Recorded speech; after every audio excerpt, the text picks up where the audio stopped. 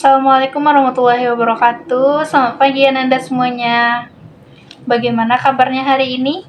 Alhamdulillah baik, Bu. Oke, sebelum pembelajaran hari ini Ibu mulai, silahkan dicek dulu sekitar mejanya apakah terdapat sampah, dan silahkan disiapkan untuk buku, pena, dan alat tulisnya yang tidak berkaitan dengan pembelajaran sejarah kita hari ini. Silahkan disimpan terlebih dahulu.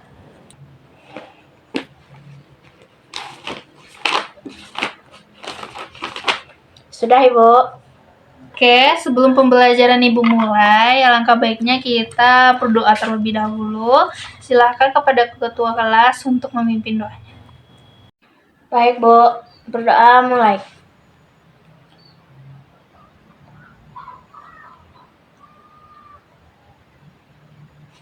Selesai. Oke, selanjutnya Ibu akan mengambil presensi Ananda hari ini. Apakah semua teman-teman hari ini hadir? Hadir semuanya, Ibu. Oke, untuk presensi hadir semuanya ya.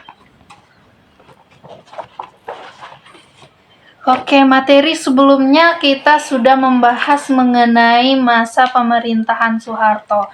Di sini, apakah Ananda semua masih ingat apa sih ciri utama dari pemerintahan Soeharto tersebut? Kalau ada yang masih ingat, boleh tunjuk tangan.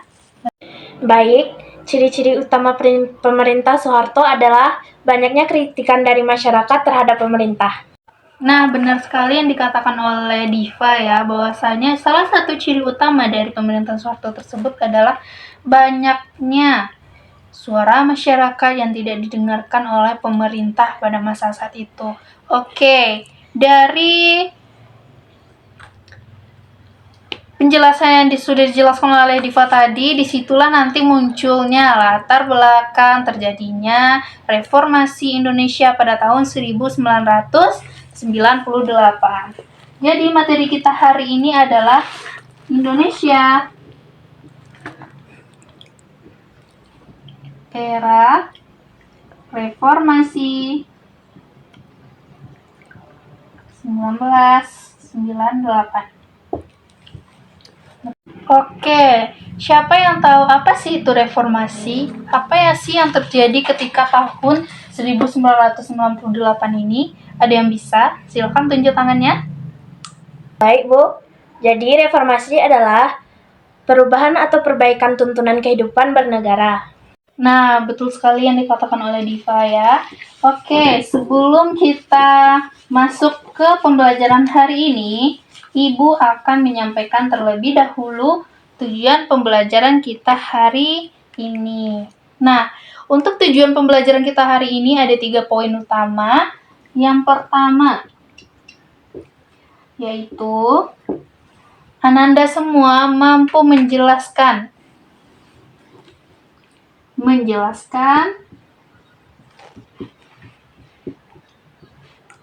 latar belakang runtuhnya Orde Baru atau pemerintahan pada masa Soeharto.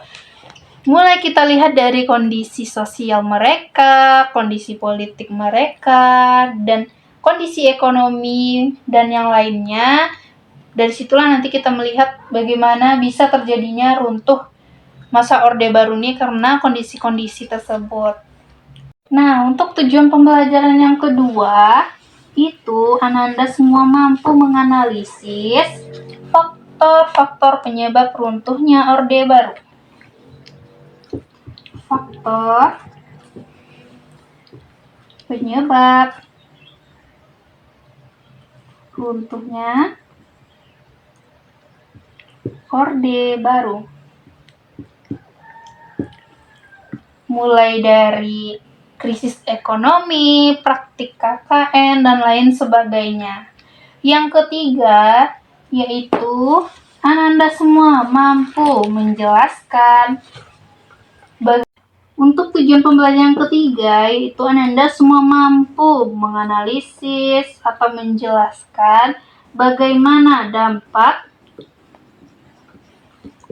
dari reformasi tahun 1998 terhadap Indonesia. Nah, untuk yang ketiga ini nanti kita lihat apakah reformasi ini nanti membawa dampak perubahan terhadap Indonesia hingga Indonesia menjadi seperti yang sekarang ini. Oke, dari materi yang sudah Ibu jelaskan tadi mengenai Indonesia era reformasi pada tahun 1998 ini, apakah Ananda semua bisa menyimpulkan apa yang sudah kita pelajari hari ini dan yang sudah Ibu jelaskan? Baik, kesimpulan yang dapat kita ambil adalah reformasi 1998 terjadi karena kombinasi krisis ekonomi dan ketidakpuasan terhadap pemerintahan Soeharto. Oke, terima kasih kepada Diva yang sudah menyimpulkan materi kita hari ini. Oke, Ibu ingin memberikan satu pertanyaan kepada Ananda semua. Pertanyaannya adalah, apakah reformasi pada tahun 1998 ini benar-benar membawa perubahan yang begitu besar pada Indonesia sehingga Indonesia bisa menjadi yang seperti sekarang ini? Saya, Bu, bahwa yang Ibu jelaskan tadi benar, karena reformasi membawa perubahan bagi Indonesia, salah satunya adalah pemerintahan saat ini mendengarkan suara rakyat. Oke, sebelum kita akhiri pembelajaran kita hari ini, Ibu ingin bertanya satu hal lagi kepada Ananda semua. Dari materi yang sudah Ibu jelaskan, kurang lebih 30 menit, Ibu ingin bertanya, apakah ada pembelajaran yang bisa kita ambil dari materi kita hari ini atau nilai-nilai yang bisa kita ambil dari materi reformasi pada tahun 1998 ini? Apakah ada yang bisa menjawab? Baik, sepertinya tidak ada. Jadi, ada beberapa nilai-nilai yang bisa kita ambil dari materi kita hari ini. Salah satunya adalah pentingnya partisipasi masyarakat terhadap sebuah pemerintahan. Karena tanpa adanya partisipasi dari masyarakat, jika suara masyarakat tidak didengarkan, pasti masalah-masalah yang terjadi di Orde Baru tersebut akan terulang lagi di masa sekarang. Nah, sebelum Ibu menutup pembelajaran kita hari ini, Ibu akan melihat dulu sejauh mana pemahaman Ananda semua terhadap materi kita hari ini.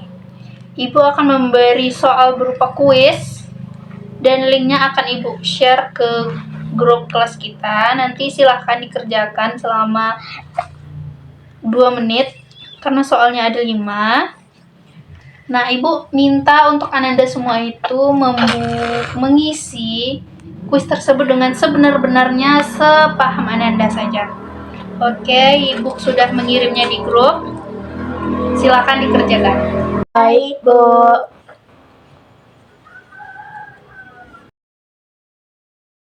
Sudah selesai, Bu. Oke, nilai kuis Ananda di sini sudah keluar. Ibu lihat bahwasanya rata-rata nilai Ananda semua di sini bagus-bagus dan Ibu rasa sudah memahami pembelajaran kita hari ini. Namun ada beberapa teman-teman Ananda semuanya yang itu nilainya di bawah KKM kita. Itu ada beberapa siswa seperti Devita, Sere, dan Aina. Oke, untuk Devita, Sere, dan Aina, nanti Ibu akan meminta Ananda untuk membuat ringkasan mengenai materi kita hari ini, buat di buku catatan, pahami, dan minggu depan akan dikumpulkan catatan tersebut. Oke, Ibu rasa cukup pembelajaran kita hari ini. Ananda semua sudah memahami pembelajaran yang sudah Ibu berikan. Untuk tugas minggu depan, Ibu akan memberikan Ananda sebuah tugas berupa catatan mengenai materi perkembangan demokrasi di Indonesia. Nah, buat di buku catatan, buat dan cari informasi mengenai perkembangan demokrasi Indonesia tersebut. Buat di buku catatan cukup 1 lembar, pahami, dan minggu depan dikumpul catatan tersebut. Dan Ibu akan menanyakan kepada Ananda semua satu persatu apa yang sudah dipahami dari materi kita minggu depan. Berarti untuk Devita, Sere, dan Aina tadi, berarti untuk tugasnya itu ada 2 tugas. Dan minggu depan silakan dikumpulkan kedua tugas tersebut. Sampai sini ada yang ingin ditanyakan? Baik, sepertinya cukup. Ibu tutup pembelajaran kita hari ini. Terima kasih kepada Anda semua atas perhatian dan partisipasinya di kelas Ibu. Ibu mengucapkan kalian untuk terus semangat dalam belajar. Ibu ucapkan terima kasih. Wassalamualaikum warahmatullahi wabarakatuh. Terima kasih banyak Ibu. Waalaikumsalam warahmatullahi wabarakatuh.